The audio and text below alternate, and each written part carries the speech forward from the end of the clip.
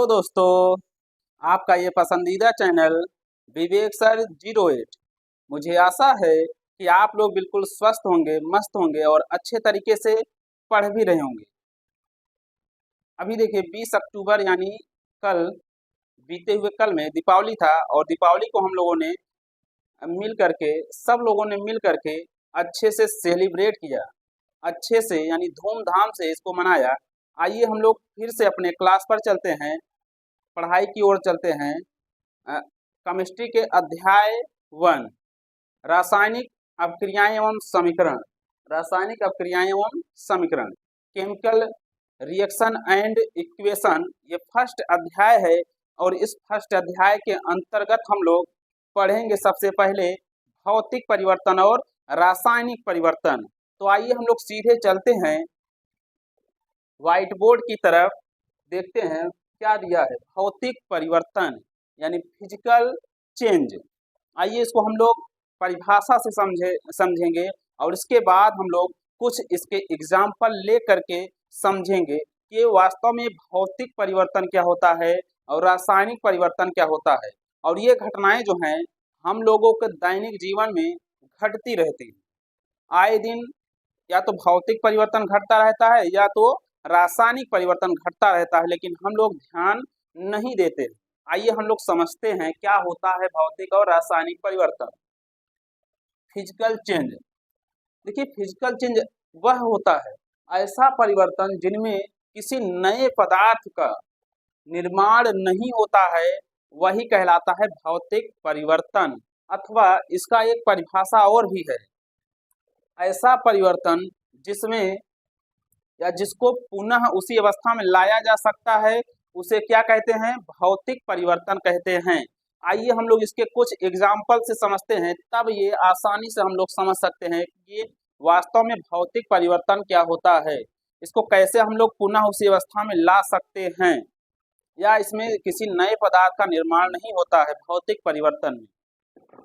इसके पहले हम लोग कुछ एग्जाम्पल यहाँ बोर्ड में लिखेंगे, तब हम लोग इसको समझेंगे। चलिए लिखते हैं एग्जाम्पल को।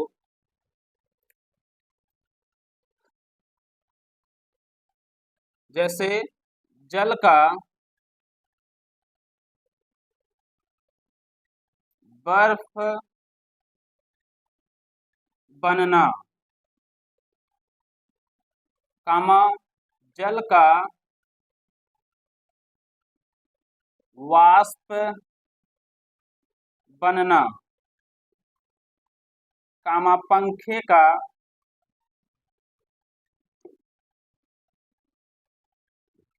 चलना, इत्यादि। ये देखिए जल का बर्फ बनना, ये है भौतिक परिवर्तन। और जल का वाष्प बनना और पंखे का चलना, ये सभी भौतिक परिवर्तन के उदाहरण होते हैं। क्योंकि जल जब बर्फ बनता है तो उसको बर्फ बने हुए पदार्थ को या बर्फ से हम लोग जल भी बना सकते हैं, उसको पुनः उसी अवस्था में लाया जा सकता है। यह कह लीजिए कि जल का सिर्फ अवस्था चेंज हुआ है, जबकि कोई नया प्रोडक्ट नहीं बना है। जल का बर्फ बनना, देखिए बर्फ जो है, चाहे बर्फ चाहे जल, उसका जो है रासायनिक सूत्र जो होता है सेम ही होता है। H2O जल का भी फार्मूला होता है और बर्फ का भी फार्मूला क्या होता है? H2O होता है। तो इसमें कोई भी नया प्रोडक्ट नहीं बना है, नया पदार्थ नहीं बना है, इसीलिए हम लोग इसको भौतिक परिवर्तन कहते हैं। या इसको पुनः उसी अवस्था में हम लोग ला सकते हैं। जल से बर्फ बना है, देखिए जल से क्या बना है? बर्फ बना सकते हैं। और क्या बर्फ से जल नहीं बना सकते हैं? बना सकते हैं। उसका टेम्परेचर बढ़ा करके उसे हम लोग पुनः उसी अवस्था में ला सकते हैं, यानी फिर से जल प्राप्त कर सकते हैं। तो आगे देखते हैं, दूसरा देखिए दिया है जल का वाष्प बनना। वाष्प मतलब भाप बनना। जल वाष्प भी बनता है और वाष्प को अगर रोक दें तो फिर से जल प्राप्त हो जाएगा, यानी पुनः उसी अवस्था में हम लोग ला दे रहे हैं या ला सकते हैं। ये सभी घटनाएं हम लोगों के दैनिक जीवन में घटती रहती है। तो जल से हम लोग वाष्प भी बना सकते हैं और वाष्प से क्या बना सकते हैं, जल प्राप्त कर सकते हैं। क्या नया प्रोडक्ट बन रहा है? क्या नया प्रोडक्ट नहीं बन रहा है, सिर्फ अवस्था में बदलाव हो रहा है। तो अवस्था में बदलाव हो रहा है, लेकिन ये सेम चीजें हैं। वाष्प भी एक प्रकार से जल ही है और जल तो जल ही है, और दोनों का फार्मूला जो है सेम होता है। तो यहाँ पर कोई भी नया प्रोडक्ट नहीं बना है। तो जब नया प्रोडक्ट नहीं बनता है, नया उत्पाद नहीं बनता है, तो वह होता है भौतिक परिवर्तन होता है। जैसे पंखे का चलना, जिससे हम लोग हवा लेते हैं, पंखा जब चलता है या पंखे का चलना भौतिक परिवर्तन होता है। क्यों भौतिक परिवर्तन होता है?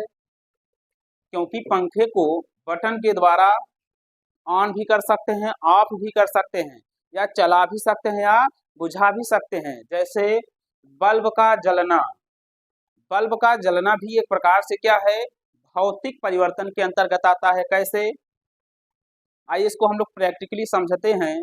जैसे देखिए, अभी हम उजाले में पढ़ा रहे हैं, बटन को ऑफ कर देंगे तो क्या हो जाएगा, अंधेरा हो जाएगा। आइए इसको हम लोग प्रैक्टिकली समझते हैं।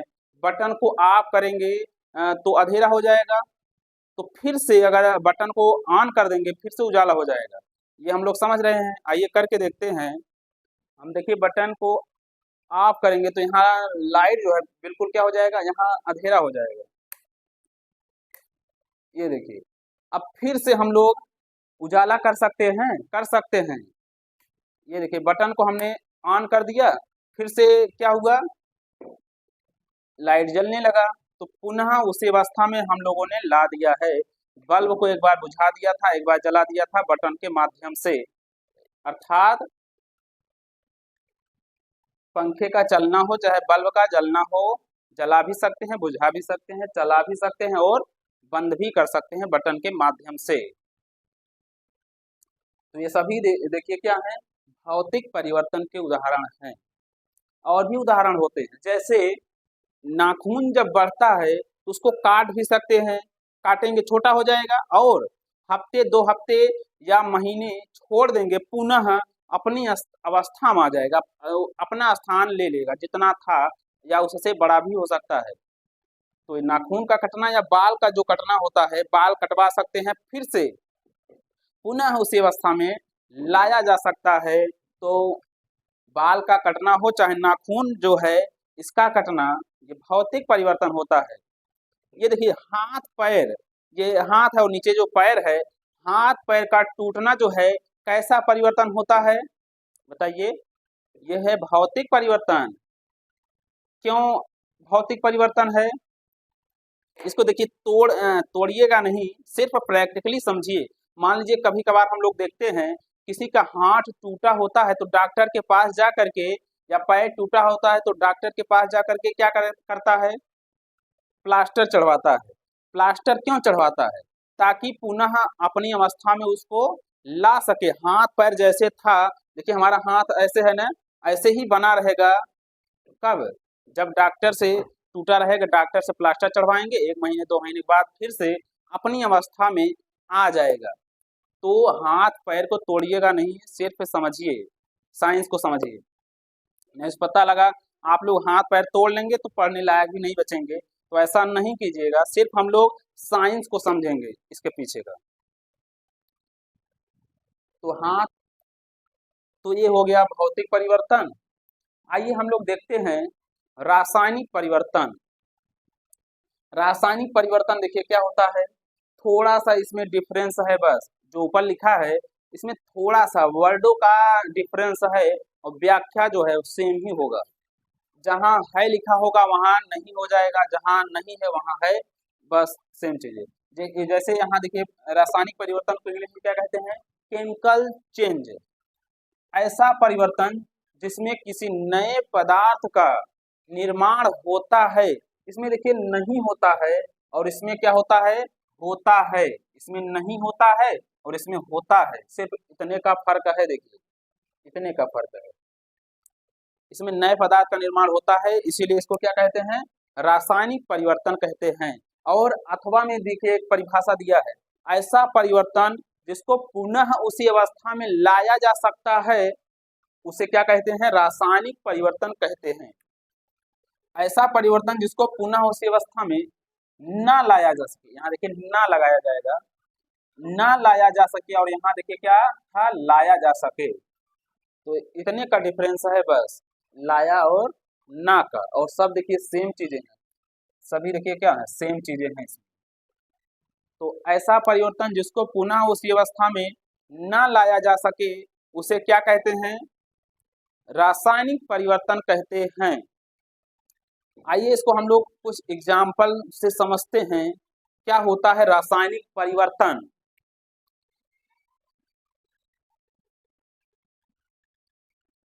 जैसे दूध से दही बनना, दही बनना, कामा दूध से पनीर बनना, पनीर बनना,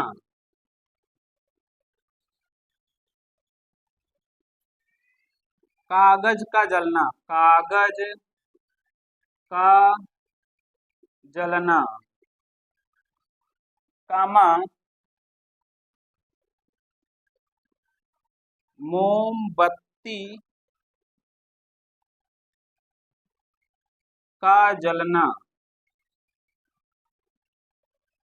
मोमबत्ती का जलना, लोहे में,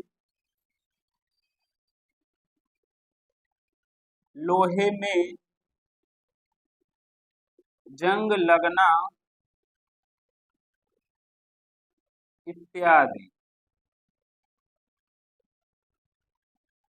लोहे में जंग लगना इत्यादि, ये सभी उदाहरण जो हैं रासायनिक परिवर्तन के उदाहरण होते हैं।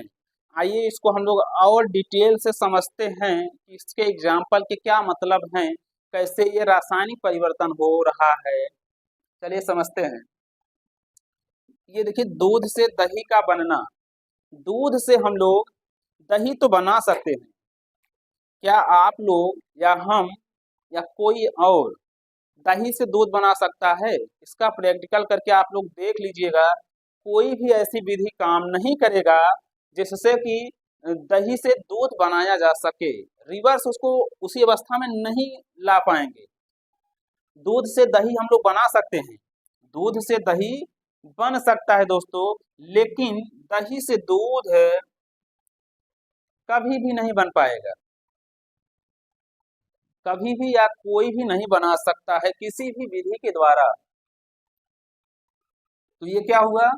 रासायनिक परिवर्तन हुआ, इसको पुनः उस अवस्था में नहीं ला पाएंगे, इसीलिए रासायनिक परिवर्तन हो रहा है। दूध से पनीर का बनना, दूध से पनीर तो सब लोग बना सकते हैं, क्या पनीर से दूध बना सकते हैं? क्या उसे पनीर को पुनः दूध की अवस्था में ला सकते हैं क्या? हम नहीं, आप नहीं, कोई भी नहीं ला पाएगा, इसीलिए इसको क्या कहा जाता है?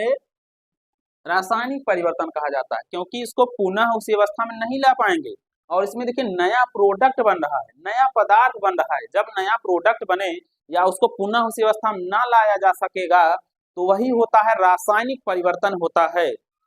दूध से दही बना, नया प्रोडक्ट बना, दूध से पनीर बना, नया प्रोडक्ट यानी नया उत्पाद बना, नया वस्तु बना, लेकिन इसको पुनः उसी अवस्था में ला पाएंगे क्या? नहीं ला पाएंगे। देखिए दही से दूध बना पाएंगे? नहीं बना पाएंगे। यहाँ देखिए ना लाया जा सके, इसीलिए क्या है? रासायनिक परिवर्तन है। और कागज का जलना, कागज को देखिए जलाएंगे जल जाएगा, देखिए कागज का क्या है? जलना, कागज को जला सकते हैं, क्या जलने के बाद फिर से कागज बन पाएगा क्या? कभी नहीं बना पाएंगे हम लोग। जला हुआ कागज जो है क्या कागज बना पाएगा? इसको पुनः उसी अवस्था में ला सकते हैं क्या? देखिए कागज को जलाएंगे क्या बचेगा? राख बचेगा, क्या राख से फिर से कागज बना सकते हैं? कोई भी विधि काम नहीं करेगा। तो जला हुआ कागज या जला हुआ मैटर जो है इसका कागज का, फिर से कागज नहीं बना पाएंगे। इसको प्रैक्टिकली हम लोग समझ सकते हैं, चलिए प्रैक्टिकल करके देखते हैं। कागज जल जाएगा, क्या राख बचेगा? राख से कागज बनेगा? नहीं बनेगा। चलिए प्रैक्टिकल करके देखते हैं, कागज को जला करके देखेंगे हम लोग। चलिए अब हम लोग इसका प्रैक्टिकल करते हैं, कागज का जलना रासायनिक परिवर्तन क्यों है। चलिए अब हम लोग कागज को जलाएंगे इस माचिस की तीली से।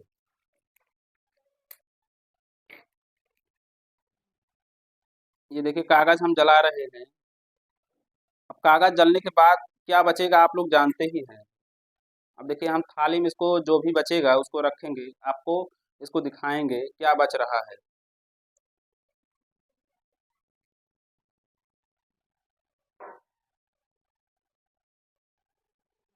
देखिए कागज जल रहा है, दिखाई दे रहा होगा आप लोगों को। क्या बचा है, क्या बचा है देखिए, ये देखिए राख बचा है।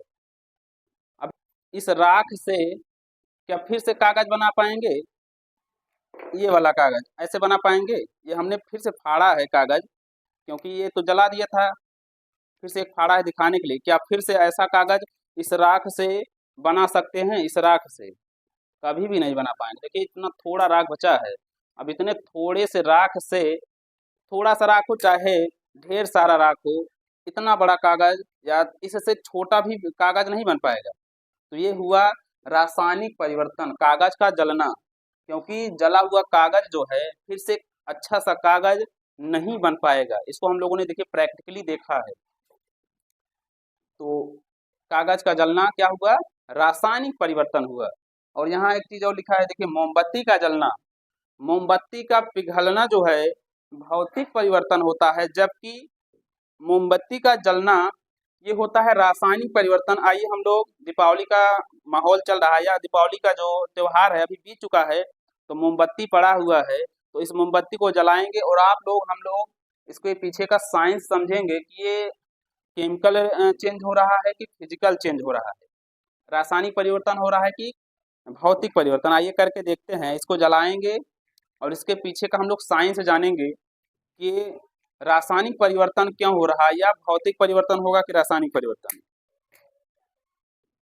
चलिए माचिस की तीली से हम अब इस मोमबत्ती को भी जलाएंगे और इसके पीछे का साइंस हम लोग जानेंगे। अब देखिए ये जल रहा है, मोमबत्ती जल रहा है, तो धीरे धीरे ये मोमबत्ती क्या होगा, कम होगा, डाउन होता जाएगा। और एक समय ऐसा आएगा कि पूरा मोमबत्ती चुक जाएगा और ये जितना बड़ा दिखाई दे रहा है अभी तो तनिक भी नहीं बचेगा। और क्या फिर से हम लोग इसको पुनः उसी अवस्था में ला पाएंगे क्या। चलिए जलने दीजिए, इसको जलने में बहुत ढेर सारा समय जाएगा। हम लोग समझ रहे हैं इसके पीछे का जो साइंस है, ये रासायनिक परिवर्तन हो रहा है। क्योंकि ये देखिए कैंडल जो है पहले और बड़ा था, अब धीरे धीरे क्या होगा, ये नीचे ही आएगा, डाउन ही होगा। तो फिर से जैसा था ये कैंडल या मोमबत्ती पुनः उसी अवस्था में नहीं ला पाएंगे, क्योंकि ये मोमबत्ती जो है धीरे धीरे आग बन करके क्या हो रही है, उड़ जा रही है। तो धीरे धीरे कम होगा, इसीलिए क्या होगा, मोमबत्ती का जलना क्या होता है, रासायनिक। आई होप कि आपको यह वीडियो बहुत ही पसंद आया होगा। अगर वीडियो पसंद आया हो तो वीडियो को एक प्यारा सा लाइक कीजिए, चैनल को सब्सक्राइब कीजिए और बेल आइकन को दबाना नहीं भूलिएगा। जय हिंद दोस्तों, मिलते ही हैं ऐसे किसी नेक्स्ट वीडियो के साथ।